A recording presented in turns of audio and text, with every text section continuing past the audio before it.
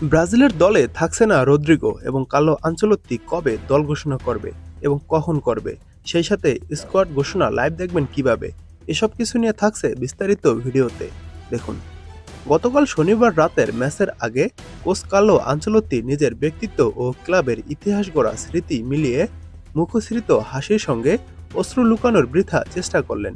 কাঁদছিল বার্নাব্যুতে হাজারো দর্শক।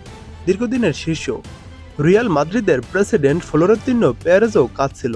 বিষয়টা কার্যত কিংবদন্তি কোচ কার্লো আনচেলত্তির বিদায়। তিনি পুরোপুরি রিয়াল মাদ্রিদ ছেড়ে যোগ দিচ্ছেন ব্রাজিল জাতীয় দলের দায়িত্বে। লা লিগায় গতকাল শনিবার মৌসুমের শেষ ম্যাচ খেলতে নেমেছিল রিয়াল মাদ্রিদ। এদিনই যে ক্লাব ছাড়তে চাওয়া কোচকে আনুষ্ঠানিক বিদায় জানানো হবে, সেই ঘোষণা আগেই দেয়া হয়েছিল। আবেগঘন পরিস্থিতিতে রিয়াল সোসিয়েদাদের বিপক্ষে শুরু হয় ম্যাচটি। কোচের বিদায়ী ম্যাচ জয় উপহার দেওয়াই তো কাম্য হওয়ার কথা রিয়াল শিবিরের। কিলিয়ান এমবাপ্পের জোড়া গোলে সেটি হয়েছেও। সোসিয়েদাদকে 2-0 গোলে হারিয়েছে রিয়াল মাদ্রিদও। আনচেলত্তির ক্লাবে 123 বছরের ইতিহাসে সফলতম কোচ। ডাগ আউটে সব মিলিয়ে নিয়েছেন 2 দফায়।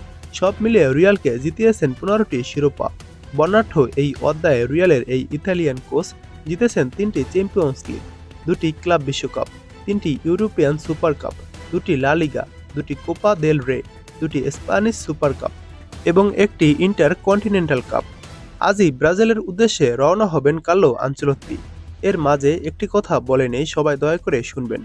আমার এই চ্যানেলে আপনাদের জন্য ভিডিও বানিয়ে থাকি, তবে কয়েকদিন আগে একটি কপিরাইট স্ট্রাইক আসে এবং গতকাল রিউজ দেখিয়ে চ্যানেল থেকে মনিটাইজেশন অফ করে দেয় এবং পরে আপিল করে তা ফিরিয়ে আনি।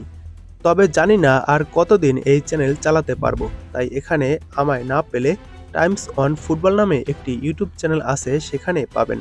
আর টাইমস টু ফুটবল ফেসবুক পেজে সকল ধরনের আপডেট পাবেন, তাই প্লিজ সেখানে গিয়ে ফলো এবং সাবস্ক্রাইব করে দিবেন আশা করি।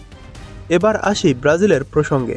আগামীকাল 26শে মে কার্লো আনচেলত্তিকে ব্রাজিলের সামনে পরিবেশন করবেন এবং স্থানীয় সময় বিকেলে ব্রাজিলের দল ঘোষণা করবেন তিনি। সেটা বাংলাদেশ সময় রাত 12টা বেজে যাবে, 26 তারিখ রাত 12টায়। এবং সম্ভাব্য ইনজুরি এবং মানসিকভাবে ভেঙে পড়ার কারণে ব্রাজিলের পরবর্তী 2টি ম্যাচে অনুপস্থিত থাকবেন রদ্রিগো। তাকে ছাড়াই স্কোয়াড সাজাবে ডন কার্লো। স্কোয়াড ঘোষণা হলে আমাদের চ্যানেলেই ভিডিও আপলোড দিব।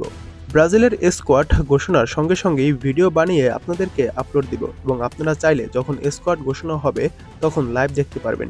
ইউটিউবে গিয়ে সিবিএফ টিভি লিখে সার্চ করে দেবেন। যে চ্যানেলটা আসবে 1 মিলিয়নের বেশি সাবস্ক্রাইবওয়ালা ওই চ্যানেলেই ব্রাজিলের স্কোয়াড সরাসরি লাইভ দেখাবে।